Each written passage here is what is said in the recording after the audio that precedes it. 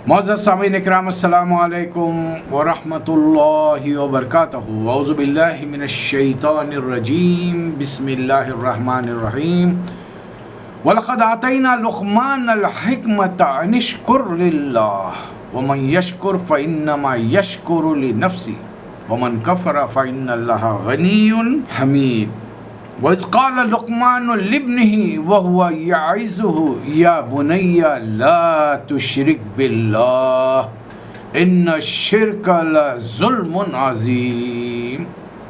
صدق اللہ مولانا العظیم۔ سورہ لقمان کی دو آیتیں تلاوت کی ہیں، آیت نمبر 12 اور 13۔ ترجمہ سماعت فرمائیے۔ ہم نے یعنی اللہ نے لقمان علیہ السلام کو حکمت عطا کی کہ اللہ کا شکر گزار بنو، اور جو کوئی شکر کرے گا وہ شکر اس کے لیے فائدہ مند ہوگا، اور جو کفر کرے گا تو حقیقت میں اللہ بے نیاز ہے اور خود اپنی ذات میں قابل تعریف ہے۔ یاد کیجئے وہ وقت جب لقمان اپنے بیٹے کو نصیحت کر رہے تھے تو انہوں نے کہا کہ بیٹا، خدا کے ساتھ کسی کو شریک نہ کرنا۔ حق یہ ہے کہ شرک بہت بڑا ظلم ہے۔ گزشتہ پروگرام میں آخری سورہ جو ہم نے ختم کیا تھا وہ سورہ طارق تھا، اور سورہ طارق میں اللہ تعالیٰ نے نبی صلی اللہ علیہ وسلم کو اطلاع دی تھی کہ یہ مکے والے ایک چال چلنے والے ہیں۔ انہم یکیدون کیدا واکید کیدا فمہل الکافرین امہلہم رویدا۔ یہ چال چل رہے ہیں تو ہم بھی ایک چال چلیں گے، ان کے لیے تھوڑی سی مہلت دے دیجئے، ان کو اپنے چالوں کے اندر مگن رہنے دیجئے، ہم بھی اس کا توڑ کر رہے ہیں۔ اب وہ چال کیا تھی؟ پہلے تو لوگوں نے صحابہ اکرام کا مذاق اڑایا، دوسرے نمبر پر نبی صلی اللہ علیہ وسلم کو گھیر کر کھڑے رہے، تیسرے نمبر پر آپ کو غصیلی نظروں سے گھور گھور کر ایسے دیکھنے، نفرت آمیز نظروں سے کہ اس میدان سے آپ کو میدان چھوڑنا پڑے۔ اب جب انہوں نے دیکھا کہ کوئی ایسی بات ہو نہیں پا رہی، تب ایک نیا پیترا آزمایا۔ شروع میں نے آپ کے سامنے عرض کیا تھا کہ نبی صلی اللہ علیہ وسلم پر یہ جو 130 افراد تقریباً پہلے 3 سالوں کی تبلیغ کے بعد ایمان لائے تھے، ان میں کی بڑی تعداد نوجوانوں پر مشتمل ہے جن کی عمریں 20 اور 30 کے درمیان ہیں۔ نبی صلی اللہ علیہ وسلم 40-43 کے ہیں، حضرت صدیق آپ سے کچھ 2.5 سال چھوٹے ہیں، بقایا تو سارے کے سارے چھوٹے ہیں اللہ ماشاءاللہ۔ اب والدین کی بات سمجھ میں آئی، انہوں نے کہا کہ اب جوان بچے ہیں، ہاتھ اٹھانا مناسب بھی نہیں ہے، ذرا بات کر کے دیکھتے ہیں۔ یقیناً گفتگو کی ہوگی، آخر یہ تم نے اپنے باپ دادا کے طریقہ کار، عبادات کے عقیدوں کو چھوڑ کر یہ نیا جو طریقہ اپنایا ہے، کیا وجہ آخر کیا چیز ہے اس میں؟ تو نوجوان صحابہ اکرام نے اپنے والدین کو بتایا ہوگا کہ محمد صلی اللہ علیہ وسلم آپ پہلے سے جانتے ہیں کہ وہ بڑی نیک شخصیت ہیں، کتنا انہوں نے غریبوں، محتاجوں، یتیموں، مسکینوں، بیواؤں، مسافروں کے ساتھ خدمت، تواضع کا کام کیا ہے۔ جھوٹ نہیں کہتے، پورے عرب میں صادق اور امین کے نام سے جانے جاتے ہیں۔ جب انہوں نے ہم سے کہا کہ کوئی خدا نہیں ہے تو ہماری بات ایک سمجھ میں آئی کہ ہم جن پتھروں کی مورتیوں کے سامنے کھڑے رہ کر عبادت کرتے ہیں، ان کو تو ایک جگہ سے دوسرے جگہ منتقل ہونے کے لیے بھی انسان کی محنت، مزدوری کی ضرورت پڑتی ہے، یہ تو اپنی جگہ سے کہیں جا نہیں سکتے۔ اور کتنے لوگ کتنے تازہ ترین مٹھائیاں، پھل لا کر سامنے رکھتے ہیں، یہ بیچارے کھا بھی نہیں سکتے۔ کپڑے لا کر ڈھیر لگاتے ہیں، پیسوں کا ڈھیر ہے، اور سارا یہ تمام مال جاتا ہے پنڈتوں پروہتوں کے گھر۔ ہم جنہیں خدا سمجھ رہے ہیں نہ وہ بیچارے کھا سکتے ہیں، نہ پی سکتے ہیں، نہ بول سکتے ہیں، نہ چل سکتے ہیں، نہ ہماری کوئی سن سکتے ہیں، نہ ہم سے بات کر سکتے ہیں۔ لہٰذا ہم نے یہی مناسب سمجھا کہ جو محمد صلی اللہ علیہ وسلم کہہ رہے ہیں کہ اس کائنات کا بنانے والا، چلانے والا ہے تو ہے، اور جب وہ کہہ رہے ہیں جنہوں نے آج تک زندگی میں جھوٹ نہیں کہا کہ اللہ نے مجھے رسول بنایا، تو ہمیں یہ بھی یقین آ گیا، اچھا ایسا ہے۔ تو اور کچھ تعلیمات، ہاں، ہمارے نبی نے ہم سے کہا کہ والدین کی خدمت کرو، اور والدین کی ان کی رضامندی میں خدا راضی ہوتا ہے، ان کی ناراضگی سے خدا بھی ناراض ہو جاتا ہے۔ اب والدین، مشرک والدین نے ان جملوں کو پکڑ لیا۔ اچھا، تمہارے نبی نے یہ بھی کہا کہ والدین کی پسند ناپسند کا خیال رکھنا، اور والدین کی اطاعت گزاری کرنا، حکم کے اور فرما برداری کرنا. تو چلو اب آج سے ہم تم سے ناراض. اب جس جنت کو حاصل کرنے کے لیے تم محمد صلی اللہ علیہ وسلم کے پیچھے جا رہے ہو، وہ جنت ملے گی کیسا جبکہ اب تمہارے باپ اور ماں دونوں ناراض ہیں تم سے. اور تمہارے نبی نے یہ بھی بتایا کہ تم نے کہا ہم سے کہ ماں کے قدموں کے نیچے جنت ہے اور باپ دروازہ ہے. اب میں جنت تو دوں گی نہیں تم کو، اب آپ دروازہ ہے، وہ دروازہ کھلے گا نہیں تمہارے لیے. اب صحابہ کرام پریشان، کیا کیا جائے، کیا کیا جائے. اور یہ دیکھیے صحابہ کرام کا مطلب آپ یہ مت سمجھیے کہ یہ کوئی ایسی پیدائشی بزرگ شخصیتیں ہیں جو بس ماں کے پیٹ سے نکلتے اللہ اللہ بولنا شروع ہو گئے اور جوان ہو گئے. ارے بھائی یہ بھی ہم جیسے بندے بشر ہیں، اور جیسے ہم اپنے والدین سے محبت کرتے ہیں وہ بھی اپنے والدین سے محبت کرتے ہیں، ان کا احترام کرتے ہیں. اللہ ماشاء اللہ کوئی ہوگا سرپھرا، ورنہ تقریباً دنیا کے اندر ہر معاشرے کے اندر آپ کو لوگ ملیں گے جو والدین کی قدر و منزل، اس لیے کہ بچپن سے انہوں نے پالا پوسا ہے، ہم کو پرورش کی ہے، ہماری کھلایا پلایا ہے، اپنے منہ کا نوالا اپنی خواہشات کو روک کر ہمیں ہمارے منہ میں ڈالا ہے. پھر کیسے ممکن ہے کہ ان سے محبت نہ ہو؟ بچپن سے لے کے جوانی کے منزل اتنے سالوں سے ایک معمولی سے جانور کو لا کر گھر میں چند دن رکھ لیجئے تو آپ دیکھیے کہ ان سے انس ہو جائے گا. پرندے ہوں، درین چرین پر کوئی ہوں، تو پھر یہ تو ماں باپ ہیں. ماں نے تو گود میں لے کر 2 سال تک دودھ پلایا ہے، باپ باہر سے کما کے لا رہا ہے اور بچوں کو دیکھ کے خوش ہو رہا ہے. باپ اپنے بچوں کے لیے کبھی گدھا بن جاتا ہے، کبھی گھوڑا بن جاتا ہے، کاندھوں پر اٹھائے ہوئے میلوں میں گھوم رہے ہیں، بازاروں میں جا رہے ہیں. یہ تو محبت ہونی ضروری لازمی چیز ہے یہ. اب صحابہ کرام پریشان ہیں، تو چلنے والوں نے چال چل دی. اب جواب میں اللہ کا ارشاد، یہ لوگ چال چل رہے ہیں، ہم بھی چال چلیں گے، ہم بھی تدبیر کریں گے. اللہ نے کیا تدبیر؟ اللہ نے سورہ لقمان نازل کر دیا. سورہ لقمان موجودہ قرآن میں 31 نمبر پر ہے، 31 نمبر پر، اور ہم نے اس کو زیادہ نہیں 38 نمبر پر لیا ہے، مکے کے 5ویں سال کے شروع میں. اب ذرا بات آگے بڑھ رہی ہے، ہم 5ویں سال میں قدم رکھ رہے ہیں. صحابہ کرام نبی صلی اللہ علیہ وسلم کے پاس حیران پریشان غمزدہ چلے آتے ہیں. اللہ کے رسول میں اپنے ماں باپ کو بہت چاہتا ہوں. اب انہوں نے یہ شرطیں لگا دی، اب کہہ رہے ہیں تو کیا کریں؟ اللہ نے سورہ نازل فرما دیا. آئیے دیکھیں سورہ میں کیا ہے، اسی لیے میں نے وہ 2 آیتیں شروع میں تلاوت کی. عرب کی سرزمین پر حضرت لقمان کی شخصیت بڑی مانی جانی پہچانی مانی جاتی تھی. ان کے اقوال زریں سمجھدار لوگوں کے زبان پر تھے، بات بات میں وہ اقوال کو دہراتے تھے، نصیحت کی باتیں. اللہ تعالیٰ نے اسی شخصیت کے نام سے ایک سورہ نازل کر دیا، لیکن ان سے متعلق گفتگو سے پہلے اللہ نے کچھ تفصیلی باتیں اور بتائی ہیں. الف لام میم تلک آیات الکتاب الحکیم. یہ کتاب وہ ہے جس میں جو آیات نازل کی گئی ہیں وہ بڑی حکمت کی ہیں، زندگی کے مقصد کو سمجھاتی ہے انسان کو، کہ تم دنیا میں الٹ ٹپ نہیں بھیجے گئے ہو، بلا مقصد نہیں بھیجے گئے ہو. تمہاری زندگی کا ایک مقصد ہے، ایک گول ہے، ایک ٹارگٹ ہے، اسے اچیو کرو. اور یہ مت سمجھو کہ دنیا کی آخری زندگی ہے، اس کے بعد ایک اور بڑی طویل زندگی شروع ہونے والی ہے. جو دنیا میں نہیں ملا، اچھے کام کرو گے تو آخرت میں وہ تمام چیزیں تمہاری خواہش، دل میں خواہش ابھرے گی، وہ چیزیں تمہارے سامنے وما تشتہی انفسکم، اور جن چیزوں کی تم فرمائش کرو گے وہ تمہارے سامنے حاضر ہو جائے گی. البتہ اس کائنات کے مالک کے خلاف احکام کی خلاف ورزی کرو گے، اس کے بھیجے ہوئے نبیوں کی خلاف ورزی کرو گے تو سزا بھی ہے، اتنی ہی بھیانک سزا ملے گی. اور یہ ہر کسی کے لیے ہدایت نہیں ہے. ہدی و رحمہ للمحسنین، جو نیک تو ہیں لیکن نیکی میں بھی سبقت لے جاتے ہیں، کچھ اور اضافی کام لوگوں کے ساتھ ایکسٹرا نیکی کرتے ہیں. اور ان کی خوبی کیا ہے؟ الذین یقیمون الصلاۃ ویؤتون الزکوٰۃ، اللہ کا حق نماز قائم کر کے ادا کرتے ہیں. حالانکہ ہمارے نماز پڑھنے سے اللہ تعالیٰ کو کچھ نہیں ملتا. اگر آج کی دنیا کے 150 کروڑ مسلمان 24 گھنٹے نماز کے لیے کھڑے رہ جائیں، بغیر کھائے پیے کے، حالت روزہ میں کھڑے رہ جائیں، اللہ کی شان میں رتی برابر اضافہ نہیں ہوگا۔ البتہ ہوگا یہ کہ مسلمان معاشرے کے اندر چوری نہیں ہوگی، ڈاکے نہیں ہوں گے، فحش و منکر نہیں ہوگا، اس سے کہ سب اللہ کی عبادت میں کھڑے ہوئے ہیں۔ لیکن دنیا کا کام تو نہیں چلے گا نا۔ مسلمان تو چوری نہیں کرا، لیکن جب مسلمان گھروں کو خالی دیکھیں گے تو دوسرے چور آ کے چرا کے لے جائیں گے۔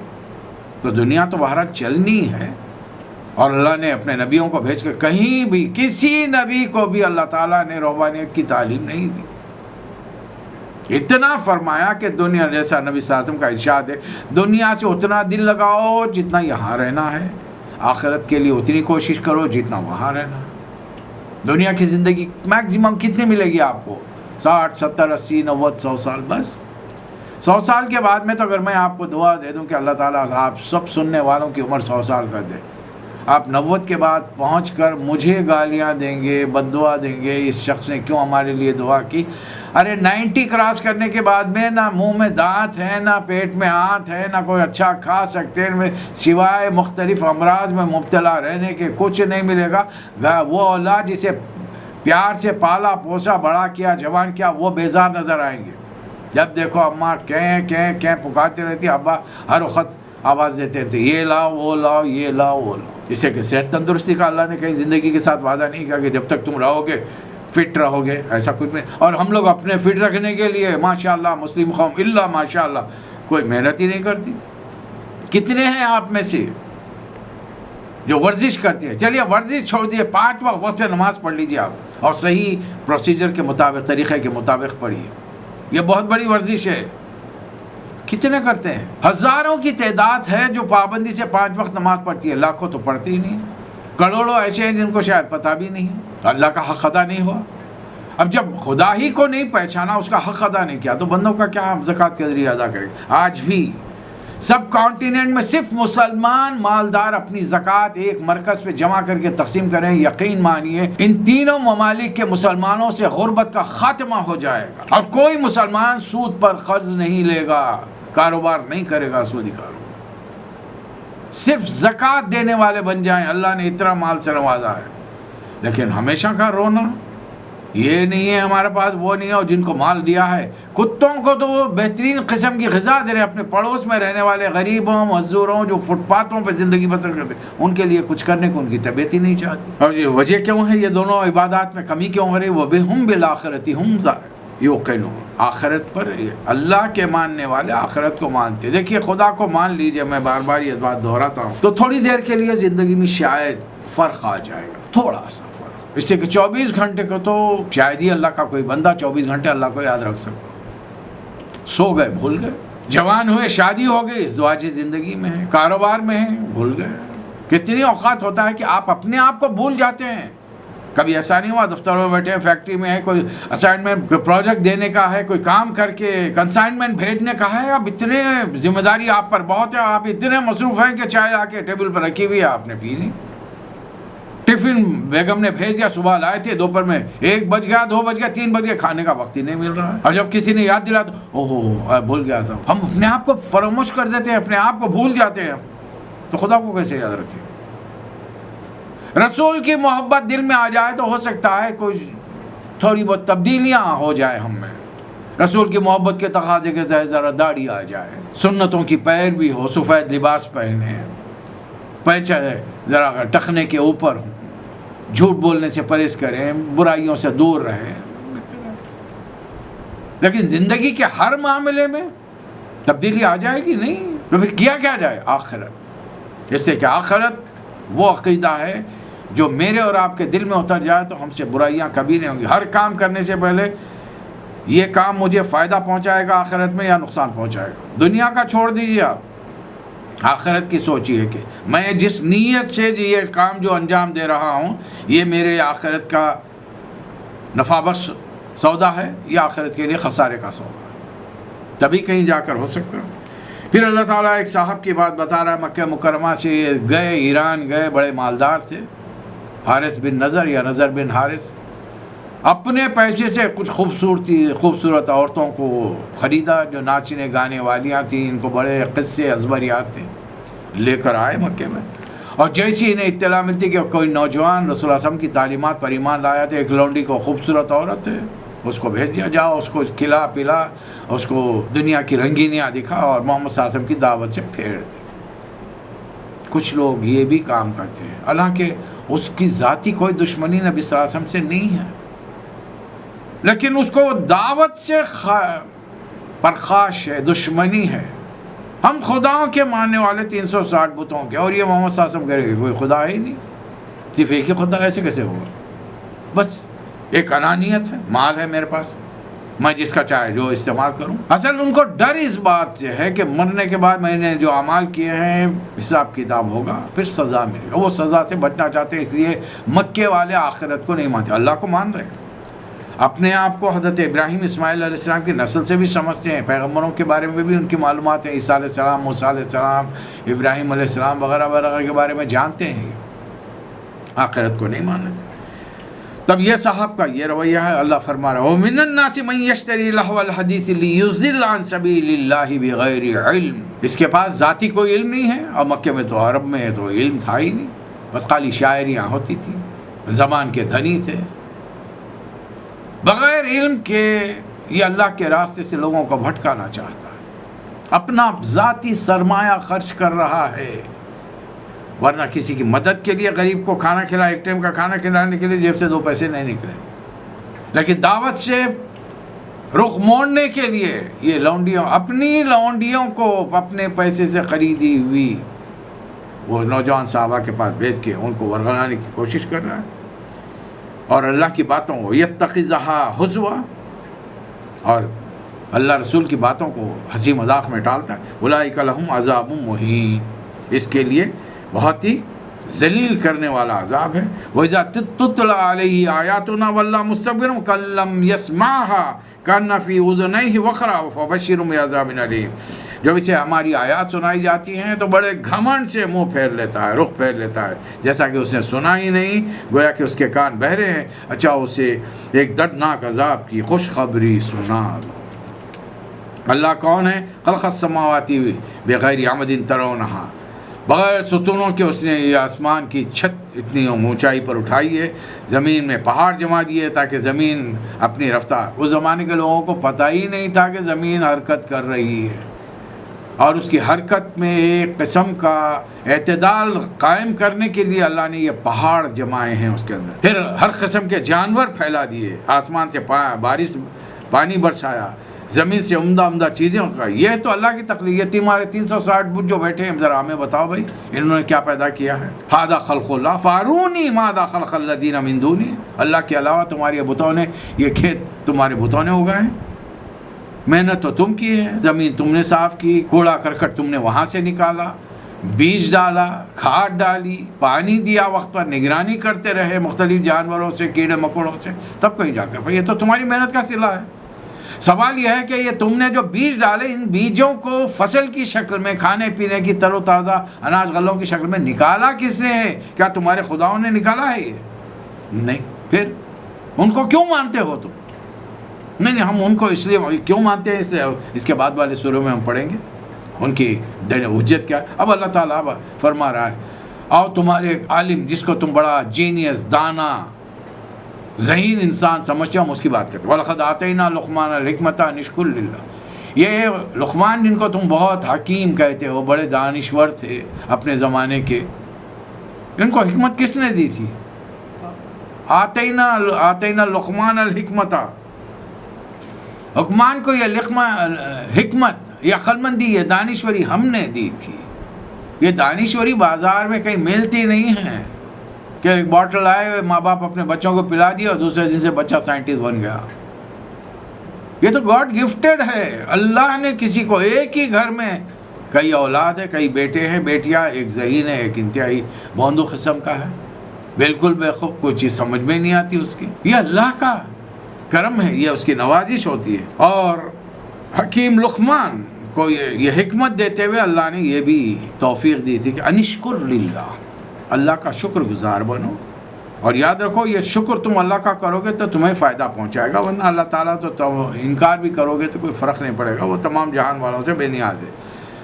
اے مکے والو، تم اپنی اولاد کو کیا نصیحت کر رہے ہو؟ آؤ ہم تم کو بتائیں کہ حکیم لقمان نے اپنے بیٹے کو کیا نصیحت کی تھی، کیا واعظ دیا تھا۔ واعظ ایسی بات کرنا کہ انسان کے دل میں اتر جائے اور وہ واز کرنے والے کے متعلق یہ سوچے کہ یہ واقعی یہ شخص میرا ہمدرد ہے، بے خواہ ہے۔ اور ایک باپ سے بڑھ کر انسان کے لیے ہمدرد کون ہو سکتا ہے؟ اس کی بھلائی کی فکر اور کون کر سکتا ہے؟ وَإِذْ قَالَ لُقْمَانُ لِابْنِهِ وَهُوَ يَعِظُهُ، حضرت لقمان نے اپنے بیٹے سے بات کی، ان سے کہنے لگے اور وہ واز کر رہے تھے، یا بنیا لا تشرک باللہ، اے میرے بچے اللہ کے ساتھ شرک مت کرو، ان الشرک لظلم عظیم، اللہ کے ہاں سب سے بڑا جو گناہ ہے وہ اللہ کے ذات، صفات، اختیارات، حقوق میں شرک کرنا ہے، کہ کسی کو اللہ کے درجے میں اونچا بنا دینا یا پھر اللہ کو اس کے مقام سے ہٹا کر نیچے لا کر کسی مخلوق کے درجے میں کھڑا کر دینا، یہ ہے شرک۔ مقامات کی تبدیلی، چھوٹے کو بڑا مقام دینا، بڑے کو چھوٹا مقام دینا۔ پھر ہم نے والدین کے لیے بھی وصیت کی تھی، یہ جو تمہارے ماں باپ کہہ رہے ہیں نا، ہاں حکیم لقمان نے بھی اپنے بیٹے سے ہی کہا تھا، وَوَصَّيْنَا الْإِنسَانَ بِوَالِدَيْهِ حَمَلَتْهُ أُمُّهُ وَهْنًا عَلَىٰ وَهْنٍ وَفِصَالُهُ فِي عَامَيْنِ أَنِ اشْكُرْ لِي وَلِوَالِدَيْكَ، والدین کی خدمت کرو، خاص طور پر خدمت ماں کی زیادہ ہوگی، تعظیم احترام باپ کا ہوگا، اس لیے کہ انہوں نے تکلیف پر تکلیف رہ کر تمہیں اپنے پیٹ میں رکھا، ماں نے دودھ پلانے میں 2 سال لگے، باپ نے محنت مزدوری کی، تمہارا پیٹ بھرا، گھر بار سجایا سنوارا، اس لیے والدین کا شکر ادا کرو، لیکن یاد رکھو الی المصیر، لوٹنا میری طرف ہے۔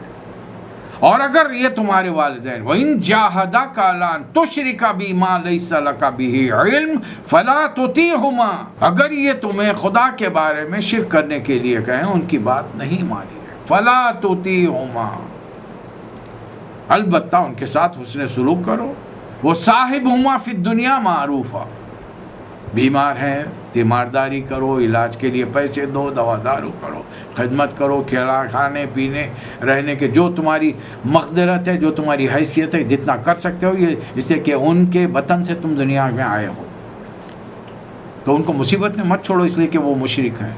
یہ تو اللہ کی توفیق ہے، جس کو اسلام سے دین ایمان سے نواز دے۔ ابراہیم علیہ السلام کا باپ ایمان نہیں لایا، نوح علیہ السلام کی بیوی بیٹا ایمان نہیں لایا، لوط علیہ السلام کی بیوی ایمان نہیں لائی، تب اس کو کیا کریں گے؟ اور ادھر فرعون کی بیوی ایمان لاتی ہے۔ اللہ کو ایمان والوں سے غرض ہے، ان کا تعلق کن لوگوں سے اس سے غرض نہیں ہے کہ نبی کی بیوی ہے تو نبی کو چھوڑ دیا تو بیوی کو بھی چھوڑ دیں گے، بیٹے کو بھی چھوڑ دیں گے، باپ کو بھی چھوڑ دیں گے، اور چونکہ شوہر برا آدمی ہے تو بیوی کی ایمان کو بھی قبول نہیں کریں گے، ایسا نہیں ہوگا۔ اللہ کے ہاں قدر و منزل کچھ اور لوگوں کی ہے جو ایمان لاتے ہیں، بالغیب پر ایمان لاتے ہیں، تو ان کی بات نہیں مانی جائے، بلکہ بات کس کی؟ وَاتَّبِعْ سَبِيلَ مَنْ أَنَابَ إِلَيَّ، اس شخص کی پیروی کرو، اس شخص کے راستے کی جو میری طرف رجوع کرتا ہے، وَأُنَبِّئُکُم، اس لیے کہ تم میرے پاس آؤ گے میں بتاؤں گا تمہیں۔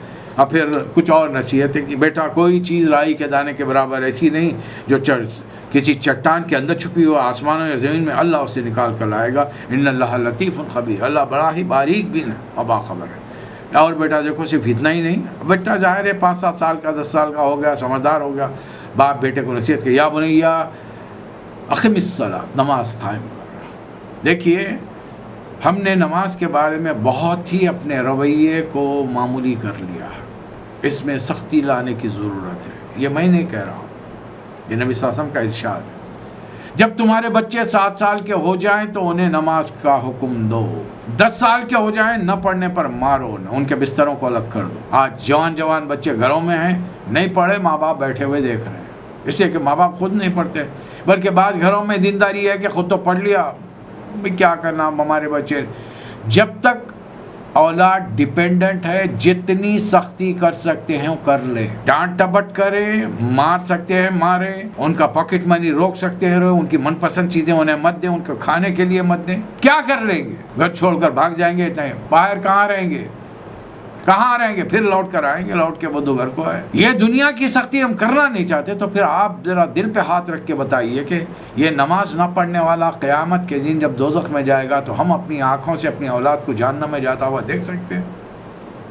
دنیا میں تھوڑی سی سختی کرنے سے تو ہم پرہیز کر رہے ہیں، آخرت میں اپنی اولاد کو ہم جہنم میں جھونکنا چاہتے ہیں۔ یہ کون سی ہمدردی ہے بھائی؟ یہ کون سی محبت ہے؟ یہ عجیب و غریب قسم کی محبت ہے کہ دنیا میں ان کے ذریعے سے ان کی ناراضگی سے بچنے کے لیے چڑ جاتا ہے، ناراض، ارے کوئی مسئلہ نہیں ہے، کس چیز پہ چڑھا ہے؟ اللہ کے عبادت کرنے کے لیے کہہ رہے تو چڑھا ہے۔ یہ پرورش ہم نے کی ہے، ماں باپ نے یہ پرورش کی ہے اپنی اولاد کی کہ ان کے لیے مرے جا رہے ہیں، کھپے جا رہے ہیں، اور پھر آخری نتیجہ یہ نکلے گا کہ ہماری نظروں کے سامنے قیامت میں وہ جہنم میں جائے گی۔ نہیں، ان پر سختی کرنی پڑے گی۔ تو بیٹا نہ صرف نماز قائم کرو، نیکی کا حکم دو، برائی سے روکو اور صبر کرو، وَاصْبِرْ عَلَىٰ مَا أَصَابَكَ، لیکن یہ کوئی معمولی کام نہیں، إِنَّ ذَلِكَ مِنْ عَزْمِ الْأُمُورِ، بڑے اونچے درجے کے کام ہیں، اور لوگوں کے سامنے اکڑ کر مت چلو۔ اللہ تعالیٰ خود پسند اور فخر جتانے والوں کو پسند نہیں کرتا۔ اپنی چال میں اعتدال قائم کرو، آواز ذرا پس رکھو، اس لیے کہ سب سے بری آواز إِنَّ أَنْكَرَ الْأَصْوَاتِ لَصَوْتُ الْحَمِيرِ، سب سے بری آواز گدھوں کی آواز ہے۔ اب یہاں سے بات مختلف شروع ہو رہی ہے۔ تم نے دیکھا نہیں اللہ تعالیٰ نے زمین آسمان کی ساری چیزیں تمہارے لیے مقرر کی، إِنَّ اللَّهَ سَخَّرَ لَكُم مَا فِي السَّمَاوَاتِ مَا فِي الْأَرْضِ، ہر چیز پہ جس پہ تم ریسرچ کرو گے، تجربے کرو گے، کچھ نہ کچھ نئی چیز تمہارے سامنے انسانی زندگی کو سہولتیں دینے والی آئے گی۔ آج دیکھ لیجئے، آج سے 200 سال پہلے اٹھا کے دیکھیے، ٹرین، کار، یہ پلین، کوئی چیز کا تصور ہی نہیں تھا، اور آج دنیا موبائل کی شکل میں گلوبل ولیج بنی۔ آپ دنیا کے کسی کونے میں آپ کا عزیز دوست رشتہ دار چلا گیا ہو، بغیر وائرنگ سسٹم کے آپ اس سے بات کر سکتے ہیں۔ اب تو آئیمو کے ذریعے لائیو ٹیلی کاسٹ ہو سکتا ہے۔ یہ تمام چیزیں ہم دیکھ رہے ہیں۔ اللہ تعالیٰ فرما رہا ہے کہ لوگوں میں کچھ ایسے بھی ہیں جو اللہ کے بارے میں بغیر علم، ہدایت اور کتاب کے جھگڑا کرتے ہیں۔ مجھے تو ایسے لوگوں سے آئے دن سابقہ پڑھتا رہتا ہے۔ دنیا کی معلومات بہت ہیں، دین کی معلومات نہ ہونے کے برابر ہیں، لیکن برابر ہم کو نصیحتیں کیے جاتے ہیں، ان کو بار بار سمجھایا جاتا ہے، بھائی ہم نے جو اپنی رائے بنائی ہے کئی قرآن کے ترجموں، تفاسیر کے مطالعے، احادیث ستہ کے مطالعے کے بعد بنائی ہے، جبکہ آپ کی دنیاوی معلومات اور آپ کا دنیاوی علم بہت زیادہ ہے۔ بڑی بڑی آپ کے پاس MBA وغیرہ کی ڈگریاں تو ہو سکتی ہیں، انجینئرنگ، ڈاکٹری کی، لیکن آپ کا دینی علم کم ہے۔ اس کم علم نے آپ کو ایک جگہ پر آپ کے دماغ کی سوئی کو اٹکا کے رکھا ہے۔ آپ وسعت قلبی کے ساتھ، وسعت نظری کے ساتھ دیکھ ہی نہیں سکتے۔ اور پھر اگر چلیے ایک بات آپ کو سمجھ میں آئی، میرے سمجھ میں نہیں آ رہی، آپ اپنے راستے پر چلیے نا، میں اپنے راستے پر چلوں۔ میں نے کبھی آپ پہ پریشر نہیں کیا کہ آپ میری بات کو مان لیجئے، میں تو ایک سبق پیش کر رہا ہوں آپ کے سامنے۔ اگر آپ سمجھتے ہیں کہ میرا سبق غلط ہے، آپ کا سبق صحیح، تو آپ بھی میدان میں اتریے نا، آئیے کام کیجئے نا۔ مسئلہ کیا ہے آپ کے ساتھ؟ آپ خود کام نہیں کرنا چاہتے، جو دوسرا کام کرنا چاہتے ہیں کہ اپنے الفاظ اس کے منہ میں ڈال کر اس سے اپنی بات کہلوائے۔ نہیں، یہ اللہ ایسوں کے بارے میں اللہ فرما رہا ہے، شاید آپ کا شمار ان میں ہے، وَمِنَ النَّاسِ مَن يُجَادِلُ فِي اللَّهِ بِغَيْرِ عِلْمٍ وَلَا هُدًى وَلَا كِتَابٍ مُبِينٍ۔ جب ان سے کہا جاتا ہے وَإِذَا قِيلَ لَهُمُ اتَّبِعُوا مَا أَنزَلَ اللَّهُ، اللہ کے کلام کی پیروی کرو، بَلْ نَتَّبِعُ مَا وَجَدْنَا عَلَيْهِ آبَاءَنَا، ہم تو اپنے باپ دادا کی پیروی کریں گے۔ مکے والے بھی ان ہٹ دھرمیوں کے باوجود جب ان سے پوچھا جاتا وَلَئِن سَأَلْتَهُم مَّن خَلَقَ السَّمَاوَاتِ وَالْأَرْضَ لَيَقُولُنَّ اللَّهُ، زمین آسمان کس نے پیدا کیے؟ یہ مکے مشرک 300 سال بتوں کے ماننے والے کہتے اللہ نے پیدا کیے۔